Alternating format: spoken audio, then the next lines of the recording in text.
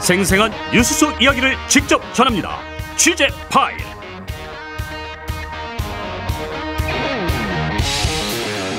장윤선의 취재파일 시간입니다. 오늘부터 취재파일 앞에 이름을 붙여드리려고 하는데요.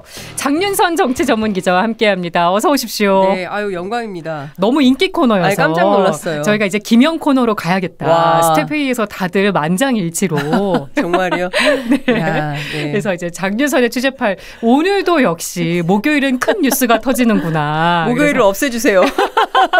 새해에도 목요일은 큰 뉴스가 터지는 날. 월화수금토일로 해주십시오. 이낙연 전 총리가 오늘 오후 2시에 이제 탈당 기자회견을 가졌습니다. 기자회견장이 북적북적했어요. 맞습니다. 오늘 예. 어떻게 보셨습니까? 그 소통관이 정말 막 인산인해였고 기자들도 많았고 했던 것 같은데 아무래도 문재인 정부 전직 총리고 민주당에서 국회의원을 5번 하시고 전남지사에 또 당대표까지 하셨던 분이 어떤 탈당 선언문을 낼 것인가에 대한 전 국민의 귀추가 주목됐던 오후 2시가 아니었나 이런 생각이 좀 드는데 예. 탈당 선언문 전반을 보니까 화가 많이 나셨구나. 이 화를 다 이대로 집에 갈 수 없다. 올해 71이신데요. 여전히 지난 대선의 대선 후보로서 다 이루지 못한 꿈을 이걸 여기서 멈출 수는 없고 어떻게든 새로운 변화와 비전을 만들어내는 것이 남은 여생의 본인의 목표이자 해야 할 일이 아니냐 뭐 이런 것들을 강조한 회견문인데요. 네. 그 개헌으로 분권형 대통령제. 그 부분도 되게 눈에 띄었어요. 경제에서는 R&D 지원과 규제 혁파, 중부담 중복지론, 그다음에 제2의 한류, 뭐 남북관계 외교 문제 어쨌든 뭐 동북아 다자 외교 중심이죠. 육자 회담 뭐 중심으로 하는 그리고 제2의 건국.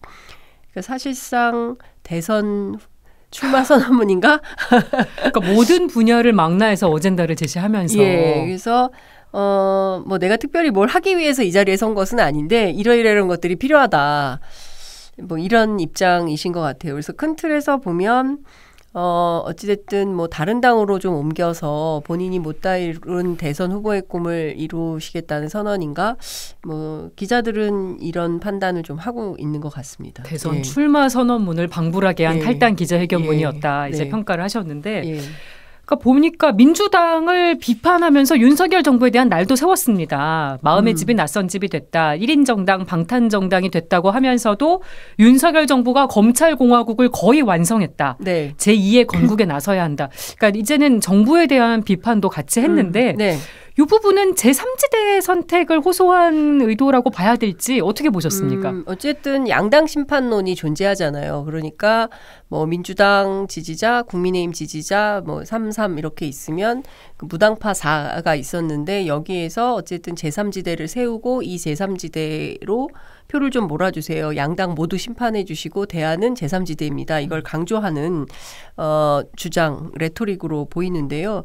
제2건국운동이 왜 나왔을까 갑자기 이게 궁금한데 97년 대선 이후에 국민의 정부, 그러니까 DJ가 처음으로 국민의 정부를 탄생시키고 나서 취임하고 나서 첫 해 네. 98년이죠. 98년 8.15 경축사에서 제2의 건국, 제2의 건국운동 그러니까 정당, 시민단체 그리고 정부가 함께 총망라돼서 어쨌든 개혁의 견인차 역할을 해야 된다. 제2의 건국운동이 필요하다. 네. 뭐 이런 주장을 했었고 당시에 핵심적으로 타파해야 될 어떤 대상이 권위주의, 정경유착 뭐 이런 것들이었어요. 부정부패 일소. 그래서 당시에 시민사회에서는 어떤 요구가 있었냐면 부패방지법 만들어야 된다. 그래서 아마 그 즈음에 부패방지법이 이제 마련이 됩니다. 그러니까 네. 이런 등등의 이제 역할을 했었는데 지금 다시 그 운동이 필요하다. 정치개혁 운동이 필요하다라고 판단을 해서 DJ 정부 때의 그때 사실 제2의 건국운동을 주장했지만 잘 되진 않았거든요. 예. 그래서 지금 다시 그 얘기를 할 텐데 왜 제2의 건국이냐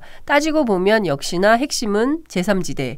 예, 여기에 좀 지지와 지원, 응원을 좀 해달라 이런 요구로 저는 들었습니다. 네. 지금 보니까 민주당 의원 129명이나 무려 이제 공동성명을 발표를 했어요. 네. 그래서 이제 탈당을 만류하기도 했고 또 지금 보니까 개파를 막론하고 비판이 쏟아지고 있는 것 같아요. 네. 전체 167명 가운데 129명이 이제 서명을 했는데요. 핵심은 이 탈당의 명분이 없다. 그리고 윤석열 정부 심판이 굉장히 중요한데 분열해서 무슨 심판이 가능하겠냐. 절대로 분열의 길로 민주당을 이끌어서는 안 된다. 전직 대표이자 총리고 4년 전에 전부 우리를 당선시켜달라고 선거운동을 하셨던 공동선대본부장이셨던 분이 이제 와서 분열의 길로 간다는 게 말이 되느냐. 그래서 일각의 그 강경파로 분류됨직한 강득고 의원은 차라리 정계 은퇴를 해라 이제 이런 주장을 하기도 했습니다. 네. 그리고 특히 얼마 전에 이제 민주당의 44%가 이제 전과자다 이런 주장을 했다가 문제 제기가 있으니까 그거 아니고 41%로 이제 수정을 했다가 상당히 큰 빈축을 산 바 있는데요. 이런 것에 대해서 이제 어쨌든 후배 정치인들의 서운함과 섭섭함이 있었던 것 같습니다. 어쨌든 중요한 것은 이번 총선이 굉장히 중요한 총선인데 갈라져서 심판이 가능하겠냐. 제가 취재를 해보니까 실제로 만약에 이제 분화되어서 3자 구도, 4자 구도로 되었을 때 뭐 어떻게 뭐 예측하기는 어렵습니다만 3자, 4자 구도가 됐을 때 서울의 경합 지역들 있지 않습니까? 뭐 최소한 1,000표, 뭐 몇백 표 차이로 등락이 갈리는 이런 지역의 경우에는 갈리면 상당히 어려울 거다라는 전망들이 나오고 있거든요. 그러니까 표가 모여야 되지 그렇지 않으면은 경우에 따라서는 뭐 국민의힘이 당선되는 구도를 만든다거나 뭐 이럴 수가 있다. 그렇죠. 예, 그런 구도에 대해서 지금 나오기 시작하거든요. 그리고 중요한 것은 이낙연 전 대표의 탈당을 빌미로 해서 공천 과정에서 혹여라도 나 이거 불복이야. 뭐 경선 이거 이 과정에 대해서 용납할 수 없어라고 하는 분들이 대거 탈당해서 이낙연 신당 으로 이동할 가능성도 있다라는 얘기가 현역 의원들 사이에서 오늘 취재해보니까 나오는데요. 그리고 또 하나는 오늘 이 탈당 만류 기자회견의 과정에 대해서 불만이나 비판이 있는 분들이 있습니다. 여기에 서명하지 않은 38명의 국회의원이 있는데요. 이분들 취재를 했더니 원내 지도부는 우리는 입법 때문에 이거 표가 필요하기 때문에 그 어떤 것도 이런 데는 참여할 수가 없어요. 그래서 본인들은 빠졌다고 얘기를 하고요. 나머지는 살펴보면 문재인 정부 청와대 또 전직 장관 출신들 586 비명계 좌장으로 분류되는 이제 민주당 다선 의원들 이렇게 구성이 돼 있다고 볼 수 있는데 취재했더니 뭐라고 얘기하냐면 왜 안 들어가셨어요? 이렇게 물어봤더니 불편했다. 그리고 좀 불쾌했다. 왜 그러냐면 명단 공개 우리 할 건데 당신 이름 혹시 실수로 빠진 거 아닌지 검토해봐라. 이런 의원실마다 확인 연락이 왔다는 거예요. 소신에 의한 거다. 왜냐하면 이낙연 전 대표가 이 와중에 탈당하는 것도 마뜩지 않지만 그렇다고 해서 탈당을 결행하는 어떤 한 사람을 향해서 무슨 집단 린치하듯이 전부 우 몰려가서 전부 이름 걸고 129명이나 돼서 당신 탈당하려면 차라리 정계 은퇴 이렇게 주장하는 게 맞냐. 이것은 민주정당인 민주당에서 오랜 역사의 과정에서 이렇게 집단적으로 하는 적은 없었다. 이거 너무 불편하다. 이건 좀 아니지 않냐. 그리고 11시에 기자회견이 오후 2시죠. 오후 2시에 기자회견이 예정이 되어 있는데 그 몇 시간 앞두고 아침에 부랴부랴 해서 이렇게 심리적으로 압박하는 것도 옳은 처사는 아니다. 이런 판단. 그러니까 양쪽 다 싫어요. 이런 뭐 이낙연 대표 탈당도 마음에 안 들고 이렇게 집단 린치하는 것도 마음에 안 들어서 안 들어갔어요. 다 그런 뜻으로 이런 안 들어갔던 거군요. 있더라고요. 그럼 여기서 코너 속 코너로 어제 민주당을 탈당한 이원욱 의원을 저희가 전화로 한번 만나보도록 하겠습니다. 의원님 나와 계시죠? 네, 안녕하세요. 네, 27년 만에 민주당을 떠나셨습니다. 네. 무소속 이틀 차신데 지금 심경이 어떠십니까? 그러게요. 뭐 10년이면 강산 들어간다는데 강산을 3번 바꿨습니다. 여태까지 살아오면서 민주당을 떠난다라고 하는 생각을 단 한 번도 해본 적이 없고요. 근데 이런 이제 결단을 하게 됐을 때 굉장히 스스로가 고통스럽고 어려운 상황입니다. 마음속으로는. 일부에서는 공천이 어려우니까 탈당한 거 아니냐 이렇게 얘기하시는 분들도 있습니다. 어떤 답변 주시겠습니까? 공천을 원했다면 오래전부터 지역에서 경선 준비하고 그리고 이재명 당대표가 아무리 잘못된 길을 가고 있다 하더라도 그거에 대해서 눈 감고 이재명 당대표한테 딸랑딸랑 대고 저 이재명 당대표하고 굉장히 오래된 친구거든요. 네. 그리고 지난 대선 때 조직본부장을 맡아가지고 가장 열심히 일한 의원 중에 한 명으로 평가받고 있거든요. 예. 그러면 이재명 당대표한테 야 친구 공천 안 주겠어? 걱정하지. 이렇게 하지 않았겠습니까? 근데 사실은 이재명 당대표가 당을 망쳐놓고 있습니다. 좋은 정치인이 아니라는 거는 세상이 다 아는 일입니다. 거기 줄 서는 이유가 뭘까 생각해 보면은 거기 줄 서고 있는 의원들이야말로 친명파리, 찐명, 찐명, 친명 이런 것들을 하는 의원들이야말로 공천 받고 싶어 하는 분들 아닐까. 공천 때문에 세상이 다 아는 일 아니겠습니까? 예. 네. 저희 장윤선 기자 함께하고 계셔서 인사 나누실까요? 의원님. 네. 아니 아침에 제가 차 마시러 간다고 해놓고 정신이 없어서 못 갔습니다. 이렇게 연락을 안녕하세요. 이렇게 연락을 드리게 될 줄이야. 그러게요. 네, 내일이라도 가겠습니다. 네. 자주 오세요. 네. 제가 여쭙고 싶은 것은 이낙연 전 총리가 도무지 이재명 대표하고 함께할 수 없는 이유는 어떤 모멸감 때문이다라는 이제 얘기가 기자들 사이에 돌고 있는데, 그렇죠. 이낙연 전 총리가 느꼈다는 모멸감의 실체는 뭘까요? 지난 대선 과정에서 이제 제가 그때 선대위 조직본부장이었기 때문에 내부적으로 논의하고 어떻게 이낙연 총리를 상임 선대위원장으로 모시게 되고 이런 과정들을 생생하게 지켜봤거든요. 근데 그때 이제 결국은 지금 아주 박빙의 차이로 선거가 끝날 수가 있다. 이게 쉽지 않은 선거다. 이낙연 당시 전 대표를 모셔오자 상임 선대위원장으로. 그래서 그거를 우상호 상임 선대위원장이 이제 총대를 메고 그 위에 이제 모시게 됐습니다. 그리고 실제로 당에서 짜진 대로 굉장히 본인으로서는 역할을 굉장히 열심히 하셨어요. 근데 물론 이제 현장에서의 약간의 실수 이런 것들은 좀 있었던 것 같습니다. 근데 이제 대선이 끝나고 나가지고 대선 패배에 대한 책임 이걸 얘기를 할 때 갑자기 강성 유튜브들 등등이 이제 주도가 되기 시작하면서 이른바 민주당의 지금 제일 문제라고 지적되는 이 개딸들 이런 사람들 팬덤들 이런 사람들이 지역이 막 논란이 되기 시작하면서 대선 패배의 책임자는 후보자가 아니고 이낙연이다 라고 몰기 시작한 거예요. 그러니까 후보자는 젖잘싸. 그때 이재명 대표는 온 국민이 울음 속에 터져 있을, 그러니까 민주당을 지지했던 이런 상황에서 주식 투자를 하고 있었습니다. 그 순간 이낙연 대표한테 모든 책임들이 돌아가면서 대선 패배의 책임을 온팡 뒤집어 쓰게 됐죠.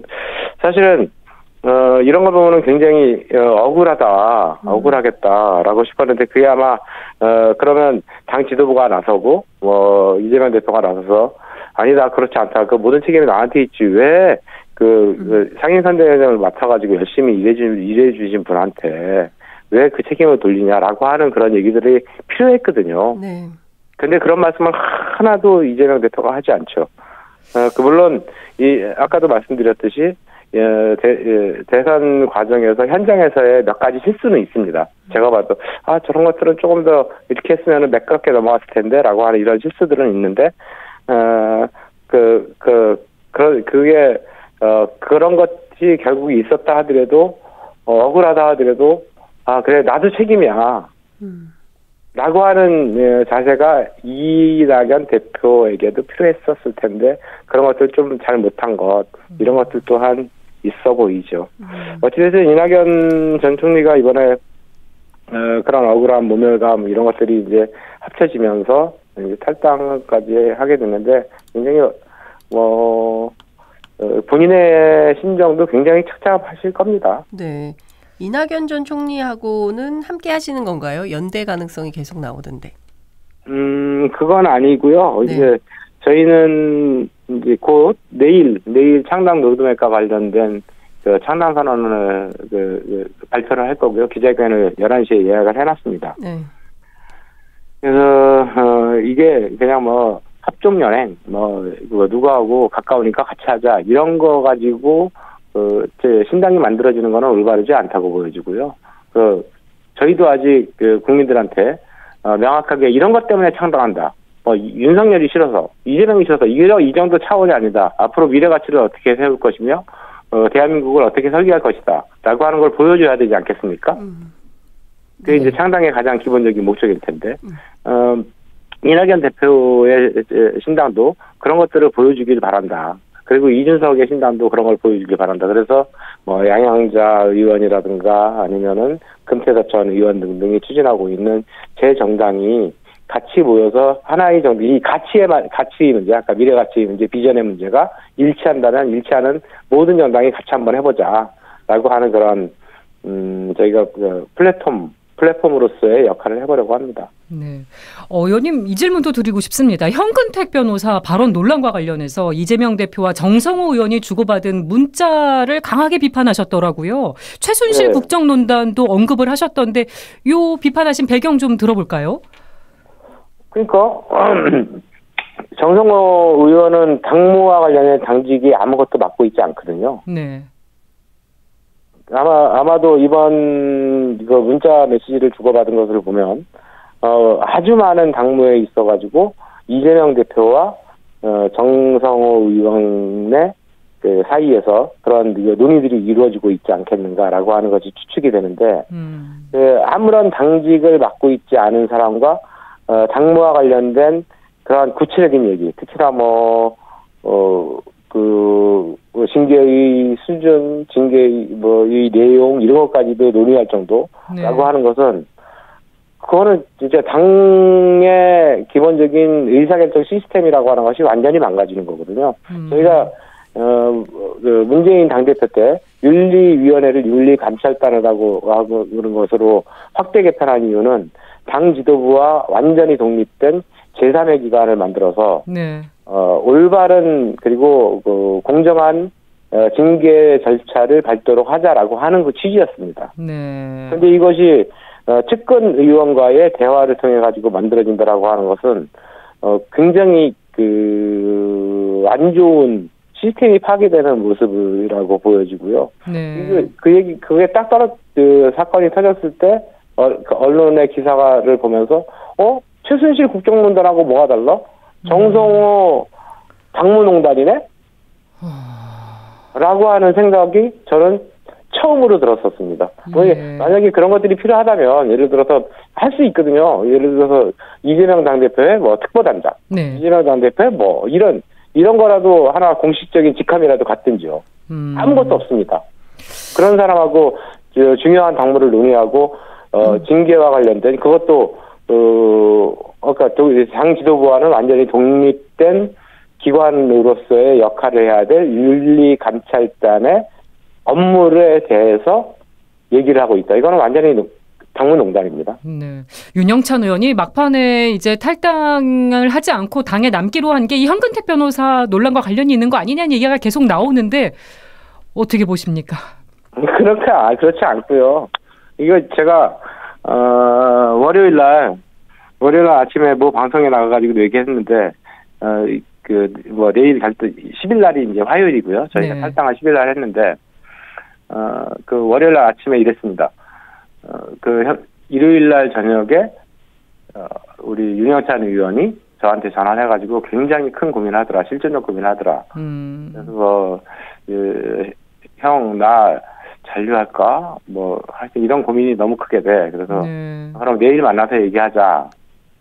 술도 많이 한잔 했더라고요. 예. 근데 그러면 이미 그때 일요일 저녁에 실존적 고민들이 있었고 저한테 월요일 날 저희하고 만나자라고 했었고 아침에 실제로 만났고요. 네, 이 논란이 벌어지기 전부터 고민이 그렇죠. 있었다는 말씀이신 거죠. 이 사건이 터진 거는 현근택 그 문자 메시지 사건이 터진 거는 월요일 오후 한 서너 시쯤 이런 걸로 알고 있고요. 네. 그러니까 이거는 완전히 오비일학이지 윤영찬 의원을 폄훼하는 듯한 그 발언들은 맞지 않습니다. 네. 끝으로 국민들한테 전하고 싶은 말씀 있으시다면? 지금과 같은 혐오 정치를 극복해야 된다라고 하는 양극화 정치, 서로를 악마하면서 나는 이겨보겠다. 왜 나한테 펴줘라라고 하는 이런 정치 풍토를 좀 고쳐야 되겠다라고 하는 국민들이 최하 30%는 되는 것 같습니다. 예. 이 국민들께 어떤 모습으로 저희가 비전과 가치를 보여드릴 것인가라고 하는 것이 굉장히 저희도 뭐 무조건 펴달라고 하는 게 아니고요. 굉장히 중요한 문제라고 생각을 하고 저희에 대해서 최소한 관심 있게 한번 지켜봐달라. 새로운 네. 정치를 위해서 노력하겠다라고 하는 부탁의 말씀을 드리겠습니다. 그리고 아직 15일이 안 돼서요. 새해 복 많이 받으시라고도 말씀드리겠습니다. 알겠습니다. 지금까지 원칙과 상식 이원욱 의원 만나봤습니다. 전화 연결 고맙습니다. 네, 고맙습니다. 의원님 곧 봬요. 네, 기자님. 파이팅! 네, 감사합니다. 네, 화이팅까지 해주셨는데 이원욱 의원의 발언 어떻게 들으셨습니까? 뭐 제가 취재한 내용하고 일맥상통하는 대목도 있고요. 그리고 애써 윤영찬 의원을 아끼는 마음에서 쉴드를 쳐준다. 그런 느낌도. 생각도 하셨어요. 왜냐하면 이제 제가 몇 가지 팩트를 말씀드리자면 사실 일요일 저녁에 제가 파이낸셜 뉴스 보도가 나온 다음에 이원욱 의원도 취재하고 뭐 그 4명의 의원들에게 다 연락을 했었는데요. 예. 그때만 하더라도 실제로 이제 결정이 안 됐던 것 같아요. 왜냐하면 그 보도에 대해서 부인을 하셨거든요. 그러니까 4명이 동시 탈당한다는 거에 대해서 조응천 의원은 여러 고려사항이 있으니 일단 좀 기다려달라. 이제 네. 이런 얘기를 했고요. 그리고 이제 이원욱 의원님도 이재명 대표. 그러니까 이번 주 중에 이재명 대표가 어떻게 퇴원할지 말지에 대한 거, 그다음에 이제 민심이 어떻게 돌아가는지 이런 전반을 좀 살펴보면서 우리가 뭔가 해야 되는 것은 아니냐라는 것까지 의견 통일을 했지만 탈당, 뭐 탈당 후 신당, 신당 후 창당, 뭐 이런 등등에 대해서는 아직 결정된 게 없다라고 얘기를 했어요. 근데 그리고 나서 아침 라디오를 2차례를 통해서 두 분 다 4명이 동시 탈당을 얘기를 했고요. 예. 그리고 났는데 이제 30분 전에 페이스북에 글을 올려서 윤영찬 의원이 이제 잔류 입장을 밝힌 거고, 그리고 나서 그날 기자회견장이 난리가 났거든요. 백브리핑 현장에서 기자들이 윤영찬 의원 왜 안 왔냐, 어떻게 된 거냐 막 이러니까 우리도 황당하다. 그리고 윤영찬 문제를 왜 우리한테 물어보느냐. 그리고 나도 지금 알았다. 이제 이렇게까지 표현하시는 분들이 있었기 때문에 실제로 이 세 분이 당황한 것은 맞지만 어쨌든 정치는 대의가 있기 때문에 그렇다고 해서 지금 윤영찬 네가 문제야 이렇게 말할 수는 없는 거잖아요. 형들이. 네. 형이 돼가지고 어떻게 아우의 선택을 네. 네가 잘못했어 이럴 수는 없으니 아마도 그냥 남기로 결정한 것에 대해서는 이제 존중을 하는 것이고, 그러면 윤영찬 의원의 발길을 돌려 세운 가장 큰 이유는 뭐냐. 근데 그 전에도 이낙연 신당 갈 거예요? 아니요. 그거 아니거든요. 이제 이런 입장은 계속 됐었고 고민 중이라는 입장은 있었습니다. 다만 중요한 포인트는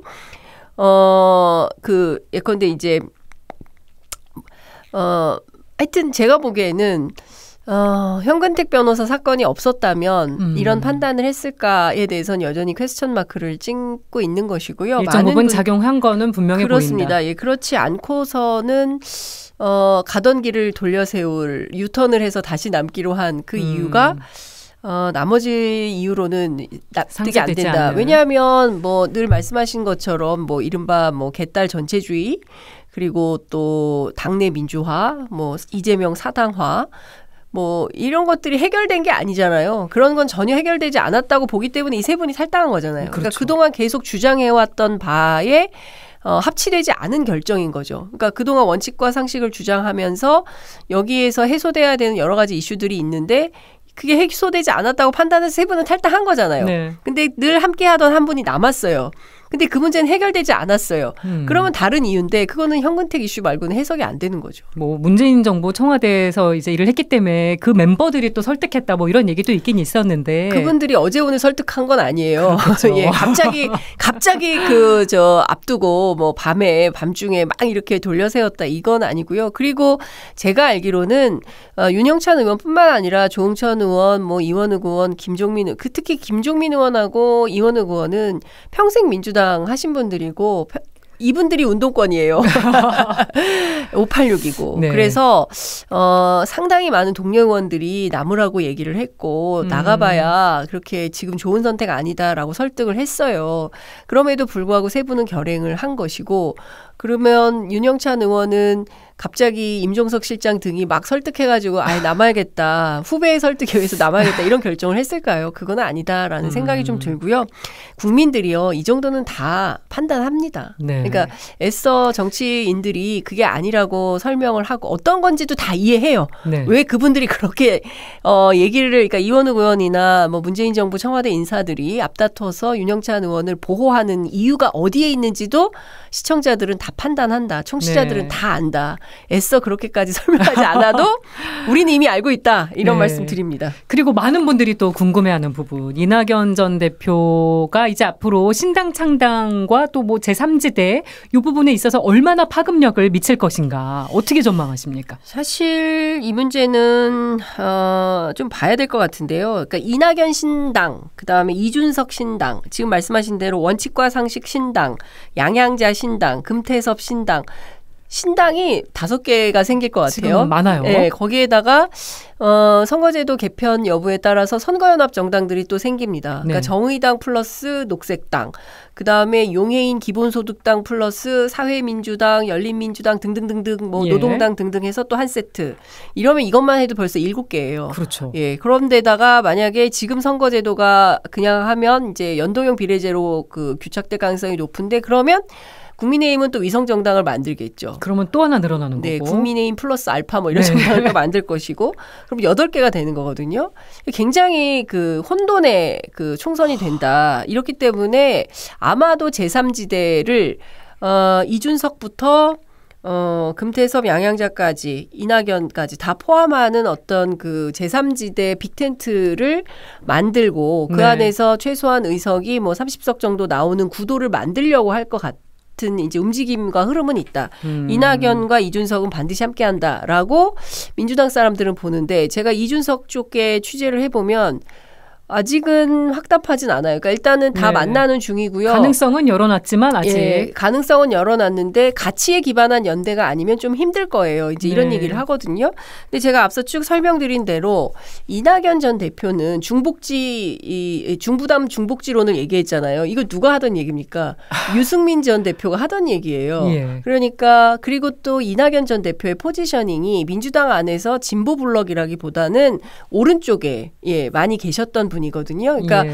중도 보수 정도 될 거예요. 그래서 일각의 많은 정치인들이 만약에 이낙연 대표가 전남 영광 출신이 아니고 저 뭐 경북 봉화 출신이라거나 네. 이러면 아마 국민의힘에서 정치를 했을 것이다. 이분이 이제 전남 영광 출신으로 동아일보 그 기자 출신으로 뭐 이러다가 이제 DJ 손잡고 2000년에 이제 정치를 시작한 그리고 평생 민주당을 24년 했던 이런 배경이 있는 분이라서 뭐 하여튼 큰 틀에서 보자면 뭐 크게 막 충돌나는 뭐 가치나 어떤 정책 노선에서 막 그렇게 크게 차이는 안 날 것이다. 이제 중요한 것은 저는 누가 주도권을 쥐고 갈 거냐. 예. 그러니까 1열에 누가 쓸 거냐. 그러니까 1열에 이준석과 천아인이 쓰게 되고 그 뒷열에 기성정치인들이 서는 방식으로 합종연행 있지 않을까. 저는 이런 생각합니다. 그래서 일단 의석을 만들고 3번 달고 그리고 의회에 들어가서 뭐 선거제도 개혁이라든가 여러 가지 개혁 이슈들을 하면서 다당제 연합정치가 가능한 구도를 만들지.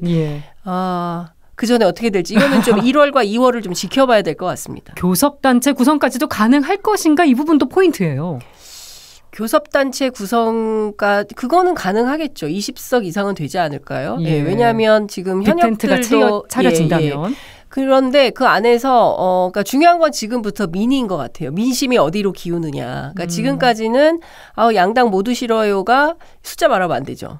네. 하여튼 꽤 많아요. 네, 좀 있어요. 그래서 그 두 당이 그 큰 정당 두 당에서 어떤 리더십을 가지고 어떤 선거 전략을 짜느냐. 그리고 제일 중요한 건 이번 총선은 그 이른바 이제 윤석열 정부 심판론이 가장 큽니다. 이거는 너무 당연해요. 왜냐하면 네. 중간 평가 성격이 있는 선거이기 때문에 늘 총선은 그랬지 네. 않습니까? 그렇기 때문에 국정 운영에 대한 평가인데 이 반윤 전선은 크게 넓게 쳐서 민주당부터 이준석까지 반윤연대로 선거판을 짜서 큰 판으로 몰아갈 것인지 예. 아니면 그게 아니라 내부에서 소소하게 갈등하면서 쫙 나눠먹기 방식으로 간다면 경우에 따라서는 특히 수도권 선거에서는 오히려 국민의힘, 특히 서울에서는 국민의힘이 역전할 가능성도 없지 않다고 봅니다. 그러니까 예. 상당히 위험한 전선이 만들어지고 있다. 저는 그렇게 봅니다. 예, 저희가 정치권 얘기하다가 시간이 많이 갔는데 여기 이것 하나 더 짚어볼게요. 네. 최근에 방송통신심의위원회가 윤석열 대통령의 출근길을 이제 유튜브에 올린 그 채널에 대해서 차단 명령을 내렸습니다. 요 사안 좀 짚어주세요. 이게 너무 재밌더라고요. 저도 이제 그 J컴퍼니의 정치시사라는 유튜브를 운영하는 정병곤 기자를 모셔다가 저희가 이제 인터뷰를 했었는데 작년 1월 30일부터 올 2월 23일까지 쭉 이 대통령의 출근 시간을 이른바 출첵을 한 거예요. 어디에서 했냐면 동행 취재를. 그렇죠. 동행 취재라는 말이 맞을까요? 취재라기보다는 그러니까 어디에 있었냐면 관저 앞에 있었어요. 네. 그러니까 언제부터 대통령의 출근 시간을 체크하기 위해서 이분이 노원구에 사시는데 새벽 6시부터 나가서 거기 스팟을 딱 찍어놓고 이제 촬영을 했던 거예요. 그래서 예. 매일매일 체크를 했는데 정상 출근이 3번이었다. 지각이 35번, 확인 불가 4번. 뭐 이렇게 쭉 얘기를 합니다. 근데 중요한 포인트는 그동안 아무런 일이 없었대요. 그러다가 네. 지난 10월 16일인가 제가 날짜는 정확하지 않은데 하여튼 지난 10월을 기점으로 해서 촬영하면 안 된다. 뭐 이거 당신 뭐 그 무슨 면허 취소, 뭐 면허 정지 뭐 이런 그러니까 뭐 이유를 막 붙여서 촬영을 못 하게 했다는 거예요. 그래서 왜 그러냐 했더니 그때 당시에 김건희 여사가 탑승한 것으로 보이는 어떤 차량을 취재한 이후부터 이런 일이 생긴 것 같다라고 이제 의심을 하고 있어요. 이분은. 그래서 예. 이후에 왜 이런 일들이 생겼는지를 좀 체크해봐야 될 것 같은데 중요한 건 이분이 월, 화, 수, 목, 금 닷새만 정상 출근하시면 자기는 다시는 이런 취재 안 하겠다고. 아니 근데 지금 그게 안 되고 있다. 행사 현장이나 이런 데로 바로 갈 수도 있는 거잖아요. 그렇죠. 그런 거 다 감안한 겁니다. 예, 그건 다 감안하고 이분이 카레이서 출신이래요. 그래서 이제 차량 안에 이제 이거 휴대폰을 장착해 놓고 이제 취재를 했던 모양입니다. 예. 이거 자체가 불법이라는 이유로 취재를 좀 못하게 하는 측면도 있는데 정부에서는 어쨌든 이게 군 통수권자인 대통령의 동선을 실시간으로 공개하고 기록하는 것은 경호처법 등 현행법 위반 가능성이 높다. 이렇게 방심위에서 판단을 여당 추천위원들이 이렇게 입장을 밝히고 있는데요. 이분이 그래서 제가 물었습니다. 네. 아니 아무도 하고 싶어하지 않은 새벽 6시부터 매일 나가서 그냥 대통령의 자발적으로 한 건데. 그러니까 약간 저는 마이클 무어 감독도 생각이 나더라고요. 이렇게 적극적으로 하는 기자들이 없잖아요. 유일하게 이분이 혼자서 다 체크를 하신 혼자서 거잖아요. 이분이 이제 체크를 하고 있는데 왜 그러냐고 제가 물어봤어요. 그랬더니 청와대에서 나와서 용산으로 갈 때 가장 중요한 게 소통을 강조했다. 그리고 도어 스태핑도 했다. 대통령이 국민과 가까워지겠다고 노력을 하면서 출퇴근을 하는 대통령. 그리고 그 시간대에 출근 시간 피해서 혹시라도 시민들에게 불편함 생기지 않도록 더 일찍 그리고 더 늦게 이렇게 출퇴근을 하겠노라 해놓고 정작 체크해봤더니 이게 뭐야. 이거 안 되죠. 이래서 시작을 했다. 그래서 본인은 대통령의 출근 시간을 계속 체크하겠다. 이렇게 얘기를 합니다. 그래서 예. 너무 재미있는 취재였어요. 네, 예. 체크하신 표까지도 표까지 다 만들었어요. 예. 네, 오늘 취재 파일은 여기까지 해야겠습니다. 네. 장윤선 기자와 함께했습니다. 고맙습니다. 네, 감사합니다.